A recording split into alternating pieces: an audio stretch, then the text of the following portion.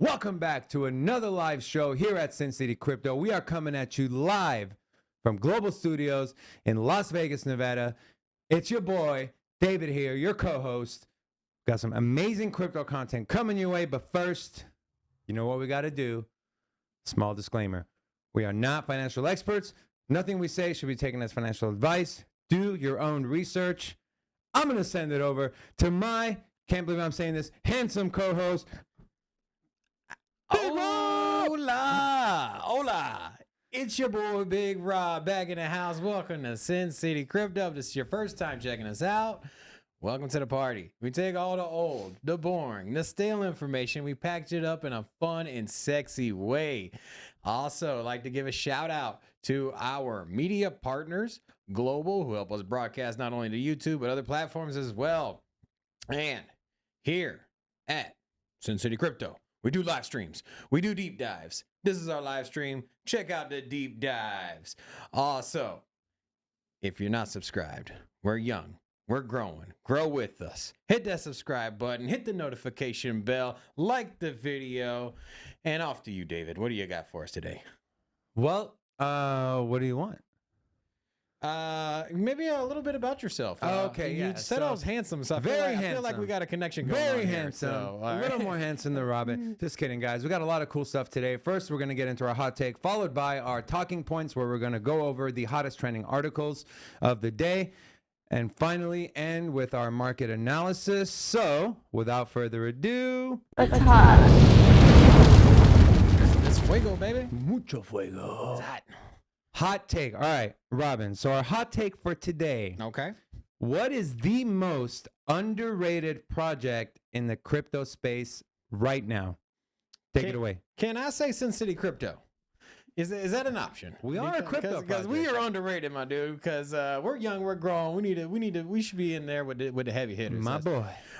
So, what is the most underrated project? Okay. If you didn't watch our H-bar or Hedera hash graph video, your boys here have created an uproar. We done smacked the beehive, and we done got that community, the bar hive. Yeah, we done pissed that community off. You know, we had some references to them being decentralized. Apparently, didn't go over very well with them. So love the passion of that community, though. Oh man, they are passionate. So H-bar, we love you, man. We ain't got no shade. We ain't mad at you. You know, we're all family here. We're all about cryptocurrency. I love cryptocurrency. You love cryptocurrency. We gotta find a medium. You know what? Why don't you come out to Sin City Crypto, my H bar fam, come out to Sin City Crypto. We got plenty of bars here too, so you know we got something in common now. So what's your take? What's the most underrated project in crypto right now? I'm gonna go with H bar. You know what? So the community has spoken. And then I did some more research. I looked back into the project, and you know what? It has moved substantially from where it was to where it is now. Hedera Hashgraph has gigantic partnerships. They are doing everything you would want a company to do. They are marketing. They got a great team. They got tons of recognizable names in their corner. I mean, you got Google. You got Boeing, you got LG. I mean, the list goes on. And you know what? There's a lot of YouTubers out there, ourselves included, that maybe looked at it with a little bit of hesitancy. But I'm gonna stamp the ticket, guys. I'm on the train with you. We're gonna update the Hedera video timeline. We're gonna put a new video out. We're gonna give you guys the praise. So I'm behind the H bar. Hedera Hashgraph. Welcome to the club. You now have a loyal H bar fam member here. Thank you. Wow. Okay. So you want to take a guess what my answer is? ¿Qué pasa? Are you going to guess or no? What, Shiba? No. So in my opinion, the most underrated project in crypto right now, it's a top 10 project. It's Avalanche. I know I talk about Avalanche all the time, but if you compare it to other layer ones that are not doing what they're doing, and they're literally valued at a quarter of what something like BNB or half of what Solana is. So Avalanche is the most underrated crypto project right now. Bank of America has come out and praised their scaling abilities, which Bank of America, if you don't know, they're the 8th largest bank in the entire world. Since August of this year, the total value locked on Avalanche has risen over 62%, which means more people are believing in the project. They're willing to lock up their coins and their money into the Avalanche ecosystem. They just announced their partnership with Deloitte. They have the fastest smart contract out there on any layer one when you measure from time to finality. They have the most validators securing their network of any proof of stake protocol that's out there. That's absolutely amazing. Their supply is low. It's only $250 million, 243 million supplies. And the great thing too is it's deflationary, just like Ethereum. So with every single transaction, a little bit of Avalanche is burned.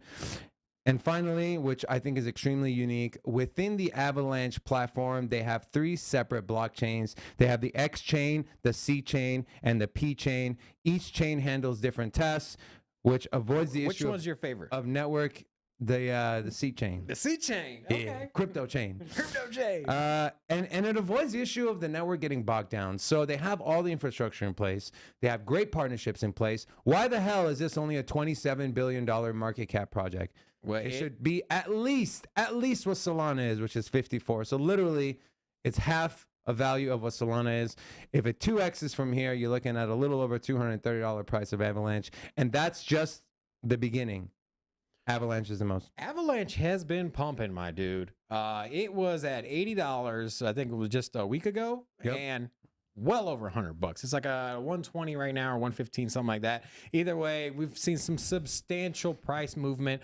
Just a little bit about the space in general. A lot of the layer ones with smart contract capabilities like Avalanche have been pumping.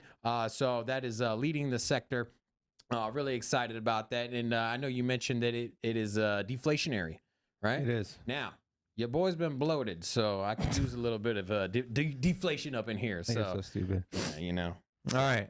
Well, let's get into our next segment here called the Chitter Chatter. Have them points. And shout out to Stereo 2. What's up, brother? What's up, and, Stereo 2? Olga also says, hi, boys. What's up, Olga? All right. All right, our first article here. U.S. Senate confirms CFTC Chair as President Biden announces commissioner pick. As at his October confirmation hearing, Rostin Benham said it was critically important to have a primary cop on the beat of an emerging market that included cryptocurrencies and stablecoins. He literally said a cop? A cop, yeah. To regulate. To regulate. Okay, cool, yeah. So I'm actually going to pull up, this is some of his questions that he answered at the Senate hearing for his confirmation. And I want to go to what Senator John Tooney said. A couple questions he asked. First question he asked said, what action would you take to ensure CFTC cooperation with the U.S. Securities and Exchange Commission, which is the SEC, related to the digital asset space?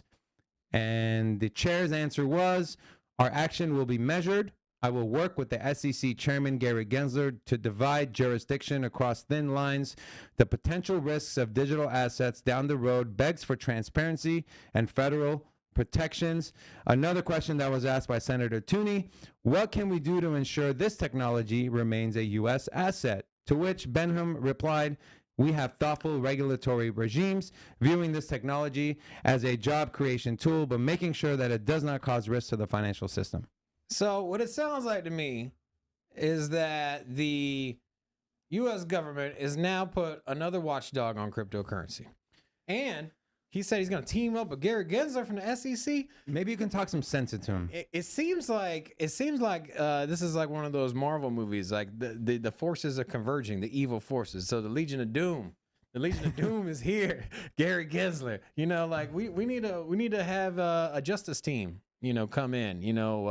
Maybe this isn't such a bad thing, man. Yeah. Because I don't think this Benham guy is 100% against it. He just thinks that He's kind of handsome. I mean, he I'm just saying. He was on our thumbnail. He kind of looks like Lex Luthor, who's the villain in Superman. Yeah.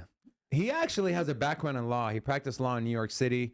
So he understands law, all the lingo, jingo, mingo, blingo, whatever that is. But I think this can be a good thing. Instead of having just Gary Gensler shitting on the market, this guy might be able to bring some sort of perspective and a different side of things. So, at least he's not talking about, it's crypto's bad for us, blah, blah, blah, blah, blah. He understands crypto's here to stay. The technology is here to stay. And the question that was asked, how do we plan to keep it a U.S. asset? That should say a lot. Yeah. Well, you can't ignore the fact that cryptocurrency has such a big market.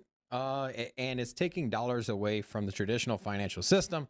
So if you have any common sense, you at least want to monetize cryptocurrency for the benefit of the U.S. government.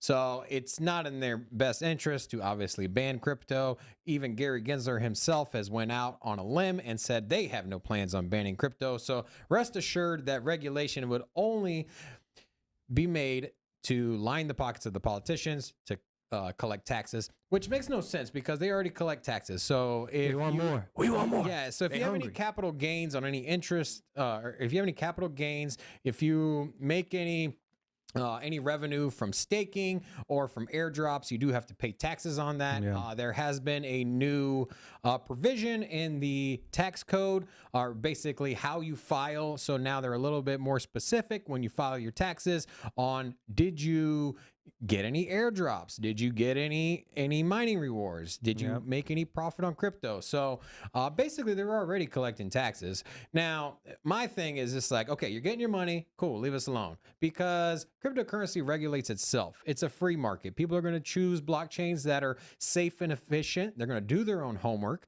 And the ones that get market adoption, the projects that grow, those are the projects that have been vetted. Those are the projects that work well. Those are the projects that have transparency. And with that said, it doesn't need the regulation of the federal government.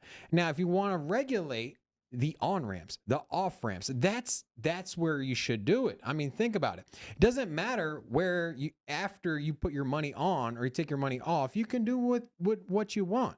It's like the government coming up to you and be like, hey, I want to know where you're spending your money. Like, does it matter?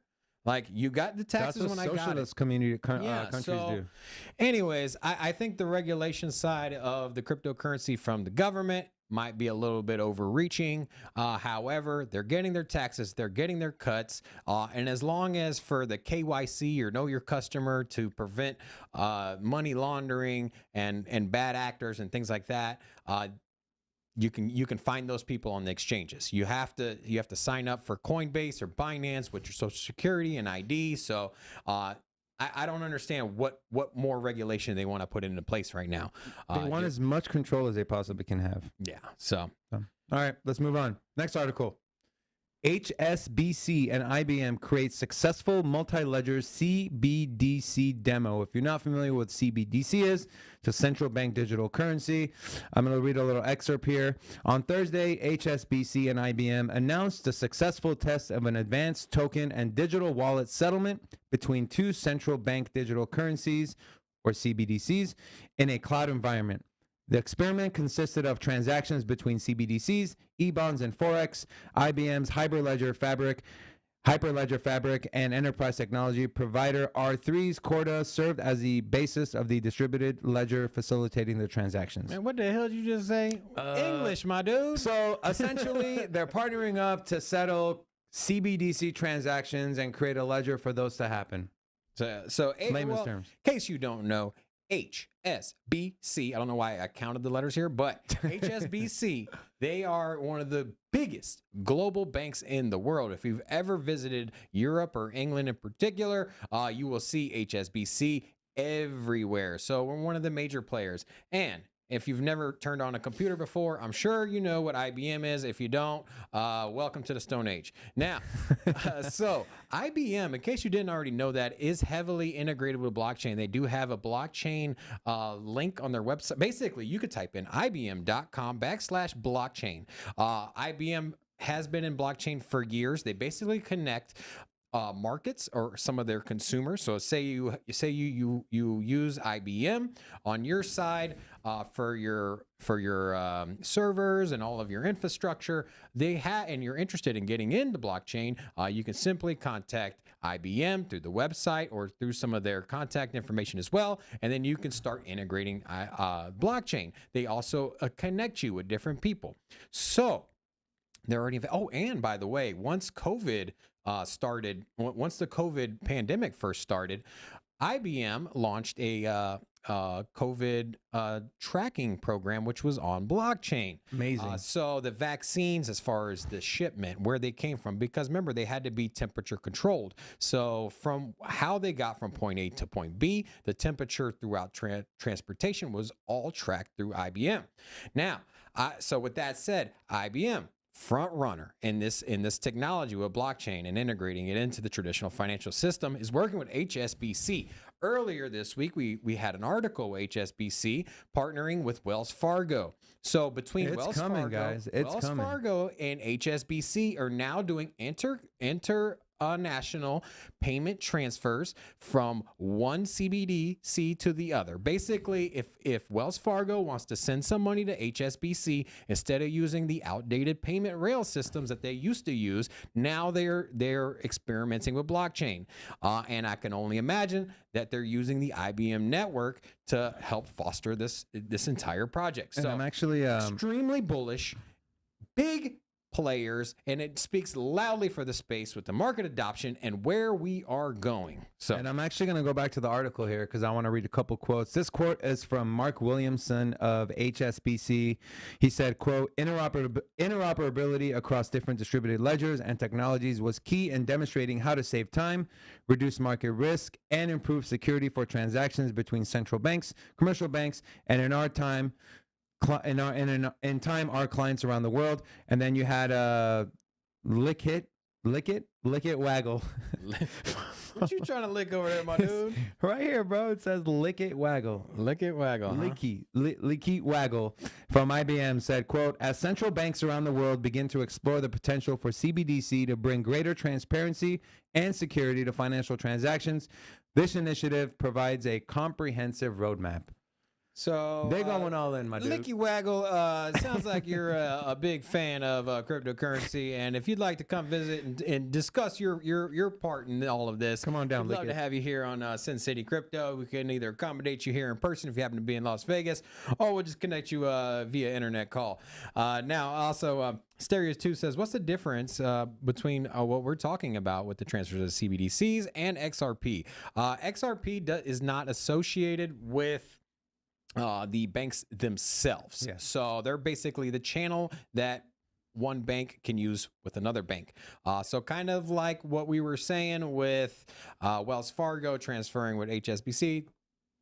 I don't believe they're using XRP. If they are, they're staying hush hush about it because of the lawsuit. Yeah, but who knows when it's going to settle? Basically, that is the exact same technology. Yes. So, all right, awesome, man. Great question. Thanks, Stereo 2. Appreciate it. All right, let's go to the next article. Valkyrie's latest ETF offering has exposure to Bitcoin. I'm going to read a little excerpt here. In a Wednesday SEC filing, Valkyrie said its balance sheet opportunities ETF will not invest directly in Bitcoin, but 80% of its net assets would offer exposure to the crypto asset, which is Bitcoin, through securities of U.S. companies with Bitcoin on their balance sheets. These companies may include custodians, crypto exchanges, and traders. Think of how much Bitcoin a company like MicroStrategy has or Tesla has. These are going to be some of the major companies that are going to be in this Bitcoin ETF portfolio. So essentially, even though you can't get direct access or exposure to Bitcoin like you would in a spot ETF, you're essentially getting it from the back door. So what are your thoughts, Big Rob? Valkyrie is all in on the ETF. Man, they are so in. They have a futures ETF with Bitcoin. They had the spot ETF, which got shot down by the SEC.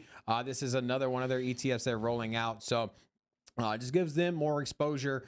This isn't the first time we've had a basket of assets that trace the value of Bitcoin in different companies.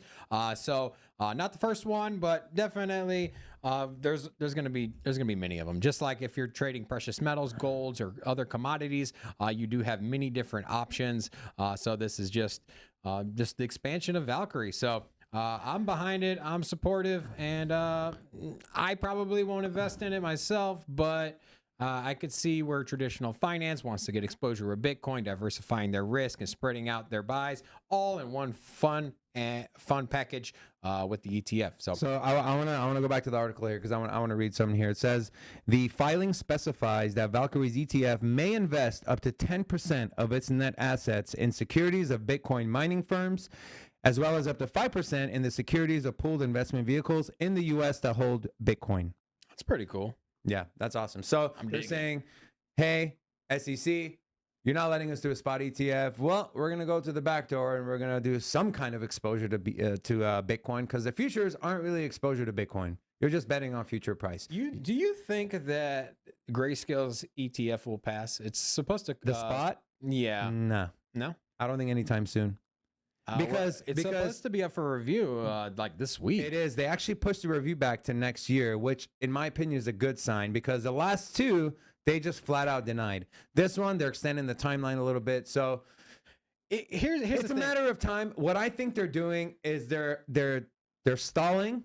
They know they're going to have to accept a Bitcoin spot ETF. So what they're doing is they're stalling. They're letting their banks get their stuff in order. They're letting their politicians fill their pockets with Bitcoin, because they know as soon as they approve a spot ETF, the price of Bitcoin is going to go parabolic. And there's one simple reason.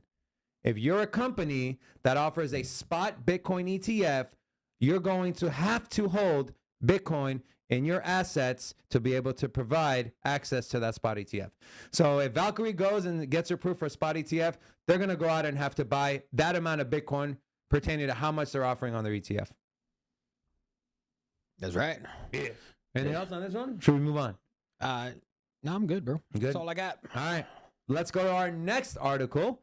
Nexo will soon let users borrow cash against CryptoPunks Bored Ape NFTs. If we go a little bit down here, crypto lender Nexo is teaming up with Three Arrows Capital to launch a new crypto credit service backed by valuable NFT items. As is the case with Nexo's existing products, clients will be able to use NFTs as collateral to borrow stablecoins, Ethereum, and other digital assets. Currently, they'll only be accepting Bored Ape Yacht Club and CryptoPunks, with more collections to be announced in the upcoming weeks. Here's a question I propose to you, Senor David. Yeah, what is it? Do you think that you'll be able to go to, instead of a car title loan company, you know, like the weekly, the ones that lend you money for the weekly paychecks or whatever? Yes. It's, you know, where you go in, you bring your car title. Do you think you'll be able to go in with your cell phone and be like, hey, I got this NFT. How much can I get for it? Because, I mean, essentially that's what we're doing here. But do you think you can walk into a MoneyGram or one of these lenders? Instead of putting your car as collateral. Yeah, instead of putting your car as collateral, you walk in. So you know when you go to Walmart, your next door you have the money lending place that you walk in, kind of looks sketchy. You go in with your title loan, but now you go in with your NFT. Like, hey man, look at this. I got this kitty cat right here. I don't know. I don't know, because the NFT market is so volatile. You literally have 20-30% jumps in a matter of hours, like all the time. So imagine going in there, getting a 2-week loan, and then your NFT drops 70% in that 2 weeks. Like they're going to be kind of screwed. So, well, I'm sure if it's collateral, you're going to be able to keep it. So, or they'll be able to keep it. But then they're like, okay, now how long do I have to wait for this NFT value to go back up? But that's why they're starting with Bored Apes and CryptoPunks, because they're such solid projects that have held their value. Right. Especially CryptoPunks. They've been around since 2017. Bored Apes been around for 5-6 months. But they're going to be adding more. It's just pretty cool that It's a you'll be able. revolutionary idea. Yeah, man. Yeah. Think about it, right? If you have a CryptoPunk or a Bored Ape, and you want to invest in another new NFT project, or if you want to invest in Bitcoin or anything else, instead of having to liquidate your NFT, you can now go and borrow against it with stablecoin or Ethereum or any other currency that they're going to have on their platform. And now you can still keep your NFT, but you can also buy more things, and you can essentially, it's like a house. You draw money from your house and then you pay it back. Same thing with NFTs. Stereo suggested we do NFT pawn shop. Ooh, that's actually not a bad idea, Mr. Stereo too. I don't see why not. Man. I'm feeling it. Yeah, I'm down with it. I'm down. That's a good idea. Maybe we'll go. Maybe we'll go partners on you with that, Stereo too. All right, let's go on to the last article. Crypto scam revenue up 81% in 2021, hit $7.7 billion. DeFi rug pulls accounted for 37% of all crypto scam revenue, up from 1% in 2020. Scroll down here. Per chain analysis, revenue from crypto scams in 2021 were up 81%. Okay, so one of the projects I was in actually got rug pulled. And so what I decided to do is I decided to go back and see what the research I did and where I went wrong.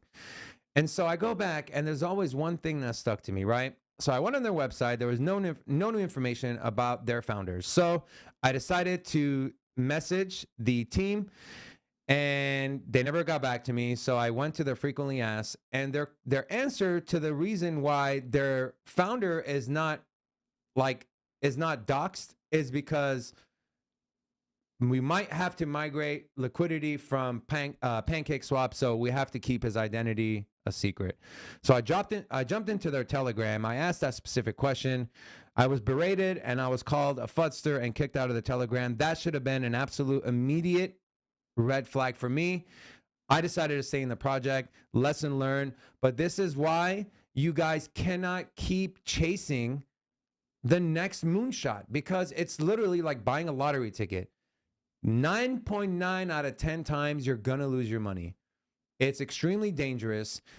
If you're new to crypto, don't FOMO into new projects because you saw Shiba pump this much, or you saw Doge go from here to here. That rarely happens. What you guys don't understand is there is literally thousands and thousands of new coins hitting the market every single day. For you to be able to find that needle in the haystack, it's extremely, extremely difficult and not probable. So my advice is do extensive research. If you're going to invest money, and this is not financial advice, a small percentage, and not only that, but 5% of your portfolio, maybe 10 if you're feeling adventurous, but yeah, don't bet the house on it. Honestly, don't. And if there's any red flags, listen to your gut and don't do it. Or if you're going to do it, literally put such a minimal amount that even if you lost it tomorrow, no sweat off your back. I feel bad when this stuff happens to people. Now, for me, with my rug pull, I always only put in what I'm willing to lose. So to me, it wasn't that big of a deal. It was more of a learning lesson. But for some people, man, I feel it because they put a lot of money in. They go all in on these projects. You can't do that, guys. Don't put yourself in a bad spot. Don't look for the easy buck. You are still early in crypto. Don't look at the prices. Look at the future and what it can do. If you invested, if you invested $100 in Avalanche a year ago, that $100 would have turned into thousands. And you didn't have to look for a moonshot. You didn't have to take unnecessary risk. So that's all I'm saying, guys. Don't fall for these rug pulls because you want to make a quick buck. Yeah. Love you guys. Yeah. And then just to bring up a couple other avenues with Telegram, just be very careful with that. If you get into a Telegram room that's related to the project, And any questions you may ask, you will probably and almost certainly Get a DM. Be DM'd from somebody pretending to be an administrator for the project. And then they'll try to walk you through how to connect your wallet to them, basically. And so just be very careful. Just remember that with what people take for granted is that the traditional financial system that we do have so many layers of insurance in them. And that's what you're paying for. So when you pay these large interest fees to Visa, when the merchants pay a large interest fees to merchant fees to Visa as well, those costs are to offset fraud. So when your credit card gets stolen or your identity gets stolen and you have fraudulent charges, you can simply call Visa and they'll roll it back. However, this is not true with cryptocurrency. If you do make a mistake, you get taken advantage of.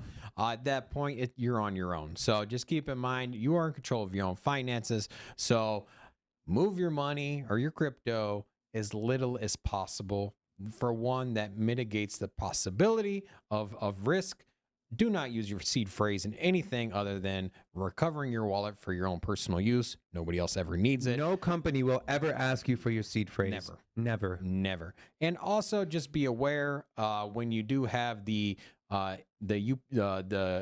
code on your phone, that is essentially a seed phrase as well. So instead of having to type in your seed phrase, like if you're going to connect your MetaMask wallet to your desktop, instead of typing in your seed phrase, you can simply scan the QR code. So basically the QR code is your seed phrase. So keep that in mind as well. So, yep. Yeah. All right, Big Rob. Well, thanks for that, guys. We'll always give you the 100% raw and honest truth. And we just want our audience to be well educated, especially the newbies. Don't fall for stuff. Don't lose money. Anyways. And here's the thing. If you do lose your money, you're not alone. Yes. I literally just told you I had money in a rug pool. Not that it's any kind of positive, but it's almost like initiation. It's like coming into the space. Like if you have been in cryptocurrency for more than 2 years, you probably have been scammed, or rug pulled. Yep. And it's just part of growing up in this space. And until things get a little bit more buttoned down, you just got to proceed with caution. Guys, this is why we always say regulation is not the worst thing. If there is more oversight on some of these new projects that want to launch, if there's more oversight as far as, hey, you have to do certain audits, you have to provide us certain information, it'll alleviate 90% of the people that are trying to take your money and run. There is nothing like that right now. Anyone, if you literally watching wanted to go create your own token and then literally pull the rug on it, you can do it. There's literally no one stopping you. So more regulation does not mean bad. It's just how are they going to regulate it to protect the investors? Let's move on to our next segment.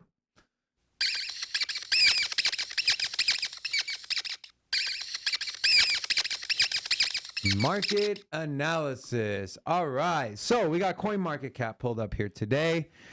David, when are you going to start using the dark mode on this thing? Bro. Because, man, my eyes are on full blast with this, man. Okay, here you go. Thank you. Better? Thank you. All yes. right. Stereo 2, you watching, bro? What do you think, man? Dark mode or light mode? Let your boy know. He said that last time. Dark mode? He said traitor. You're a traitor. Darkness. All right. So overall markets are kind of down. Bitcoin's sitting at 46,783. The Bitcoin Fear and Greed Index is currently at 23, which is extreme fear. Like, why y'all afraid, man? Why are people so afraid? Robin? I'm not exactly sure, man. There's not, when I say exactly sure, it's not one thing you can point to. I do think that the market is running out of steam as far as interest from newbie investors, people that aren't regularly in our space. The Bitcoin trend started a little earlier as far as the FOMO.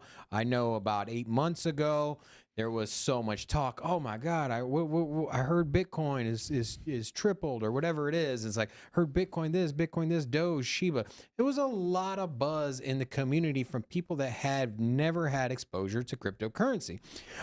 With that, think of that mentality. Think of the fad mentality, what it is, or the FOMO mentality.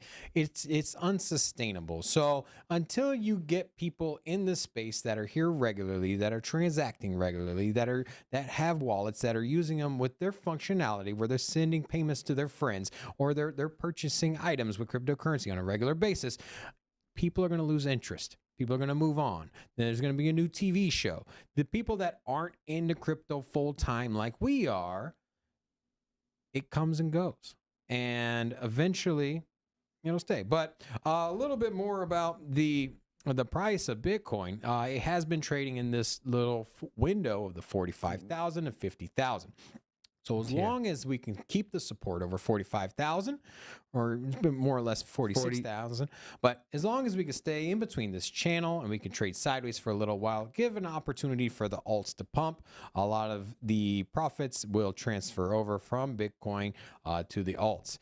Now, with that said, we are in a bearish trend, so just I would only invest in more secure projects at the moment. Do you think we're in a full-on bear market? No. No? No. So if you bro, if this chart doesn't say bear market, I don't know what does. If you're looking at the macro sense, then perhaps. However, in the short term, we've been going through what looks to be these 3-month cycles. So every 3 months, we get a big pump from Bitcoin, and then we get a dip, and then we trade sideways. Then we get a big pump, and then we get a dip, and then we trade sideways. This is the third time this has happened. So I do believe within about 2 months, come February, I think we're going to get another huge pump. February tends to be a pretty big month, not only for Wall Street, but for cryptocurrency. And do remember that Wall Street and crypto are directly correlated when you get big moves in either direction. Now, you know what, Robin? Let me show our viewers here. So Robin said we're in 3-month cycles. You can see here, this is the beginning of February. Trading sideways, then we're going up. Then we're coming down. Now it's May. We're down. We're consolidating again. We're consolidating all the way through the beginning of August. And then we pump from August all the way until November. And now we trend down. We're trading sideways. So to kind of go back to proving Robin's point. Yeah. So if this is a trend, I would keep an eye on the trend and expect it to follow until the trend is broken. Now, you can't ignore the fact that we have been going through 4-year cycles. However, Bitcoin is not correlated to what it was doing in 2012. Yeah, it was a baby. It was different. There's nothing similar to it.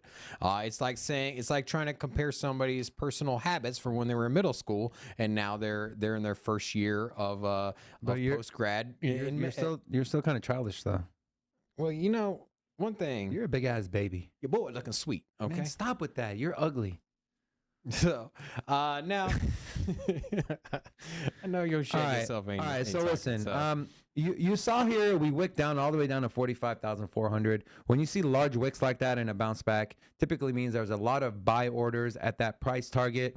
If we stay under 47, if we dip under 45, the next level of support is 42, and 42 is extremely strong. I wouldn't worry too much if we get down to 42 and we bounce up. But if we break under 42 and we stay there, the next support ain't to like 37, like 35, 37. So then we might look at, hey, maybe these 3-month cycles are kind of broken and we are in a bear market. But as of right now, we're not.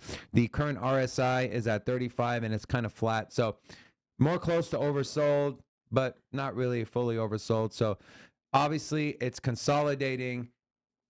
Not financial advice, but if you want to buy Bitcoin and you just wait until you see some more positive volume and metrics, then now would not be a good time to buy when it's consolidating. Here's a different way of looking at perhaps the cycle. So traditionally, Bitcoin has always pumped, and then when it pulled back, the rest of the market did the same. However, there has been more market adoption as far as holding Bitcoin for the long term, or at least with the HODL. But conversely, there has been a lot of influx from the non-traditional crypto investor into meme coins. So in the last cycle, you had Bitcoin, and then you had like Ethereum, and then you had all of this new money all this new investment going into these small projects, but these small projects had real fundamentals. So that's when you saw the creation of XRP and that one pumping. You saw what were they? Cardano.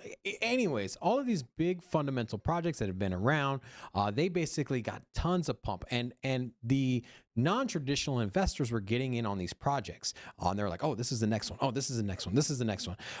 But however, these were established products, or at least most of them were. Now, moving forward to our cycle, the dumb money, the new people, the people that you work with that all of a sudden want to get into crypto are not investing in solid projects. They're investing in meme coins. They're investing in a token that has a dog. Yeah, they're on moonshots.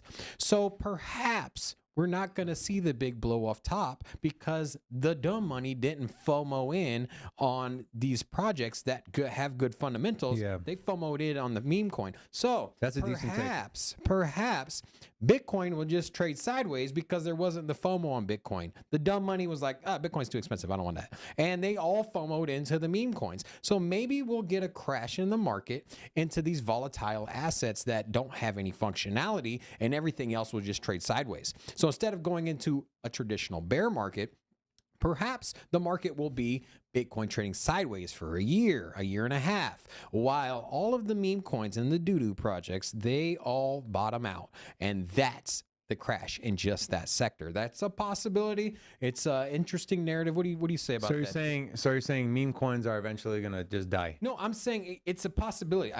Okay, so 2017, the FOMO came into small projects. Correct. People bought Cardano, ICOs. XRP, the ICO was a big craze, but then those projects dumped because there was an overinvestment and they weren't delivering on the product at the time. People lost interest.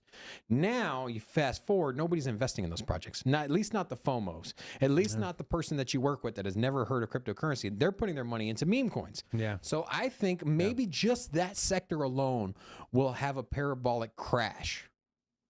Yeah, and I can see that. Bitcoin and Ethereum and the other major players will just more or less trade sideways while that sector crashes. And then when the bull market picks back up later on, perhaps it'll all start over again. So you know who did that interview with Kevin O'Leary that they talked about?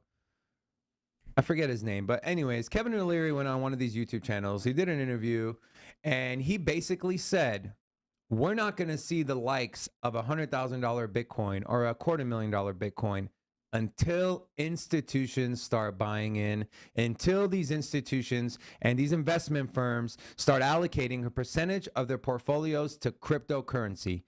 And he said, all they're waiting for... Spot ETF. No.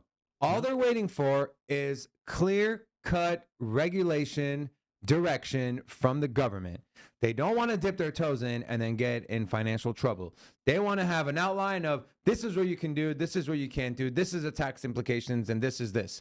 Once that happens, my friends, Bitcoin will pump past $100,000. We just don't know when. That's why when I see we're doing this on regulation, we're doing this, I see that as a complete positive, as long as there's no outright weird policies they're trying to put in place. But that's all we're waiting for. So yeah, let's go back to the market overall. We can see here your boy Ethereum is at 38.87, down 3% today. Solana down 2%. Cardano still hovering around $1.23. Is there any gainers? Nice. Yeah, I know Avalanche. I am glad you mentioned, my friend. Your boy talking about Avalanche before the show. You can see. We did do a deep dive on Avalanche. Did we do a deep dive on Avalanche? We did not do a deep dive on Avalanche, but we are going to do a deep dive. We just haven't posted it yet. So. Oh yeah, that's right. So you're right. We did. Check it out. We got some really cool information there. Something you'll enjoy. That we should be up next week. So looking at this chart, it looks like it's on this way to break its all-time high of $1 or $148. Nice big green candle. Volume's looking really nice if you look down here. Not overextended. We can see that the $80 is extremely solid support. It's actually bounced off that a few times. If you were watching the show, not financial advice, but we told you $80 is an extremely strong support. We were pushing Avalanche $80. Might not be the best time to enter into Avalanche at the moment. Yeah. It is on price discovery, so basically it's gonna reach an all-time high at some point. Well, I don't know if it's gonna reach all-time high, but either way, it's gonna hit some high numbers for the short term, and then we're gonna hit the pullback. So I would wait for a pullback myself personally, and then dollar cost average in. Right now might not be the best time, but and to what Robin says, here's the way to look at it. Okay, if you really want to invest in a project, ask yourself this question: is it a high-speed moving train? If it's a high-speed moving train going 100 miles an hour, ask yourself this question: would I jump on the train right now when it's going 100 miles an hour, or would I wait for the next stop? Ask yourself that question when you're trying to invest in a cryptocurrency. If the answer is yes, this train is going 100 miles an hour, wait for its next stop. There is no train that travels 100 miles an hour 24/7, 365 days a year. It has to stop to refuel. Same with these cryptocurrencies. They have to make stops. When it makes that stop, that's when you can dollar cost average. Not financial advice. All right? So when's the last time you jumped on a train while I was moving? That's what I'm saying. It's just a nice analogy. I'm just saying, have you ever It's an analogy that helps keep things in perspective Have you for ever me. found yourself on the train tracks, like running next to the train, like debating if you should jump on or not? I've only seen it in movies. Yeah, but Avalanche guys. Here at the studio, we do have train tracks right outside. Literally right so maybe outside. we'll do a short. We'll have to see. We'll try to see if David can catch a train. Yeah. So- I am faster than you. No, but Avalanche is up 34% over the last 7 days. You got Doge slipping again, down to 22.5 billion. Matic back over $2. Down 4% for the week. And that's pretty much it. Everything is in the red. There's blood in the streets. There's blood in the streets. Blood in the except streets. for Avalanche. So, yeah. Anything else you want to add, Robin, on the market analysis before we move on? No, just hold tight, man. Yeah. Not the time to sell. Unless you got Avalanche. All right. Yeah, I know, right? But I wouldn't sell that either. Just hold on to it. Hold it. Hodl, baby. Well, that'll do it for our show today, guys. On behalf of myself and Robin, we want to thank you for joining us on another Sin City Live episode. Watch out for our deep dive coming at you today, AMP. Make sure you check that out. Come back. We'll be back Monday for our official launch. We love you guys. We'll see you soon. Hey, don't forget to like and subscribe. Yes. Viewers Let's that go. that look at this handsome face all day and they're not subscribed yet. So, show us some love, baby. All right, Pete. We'll see you guys Monday. Take care. That was a great episode, man. I love it.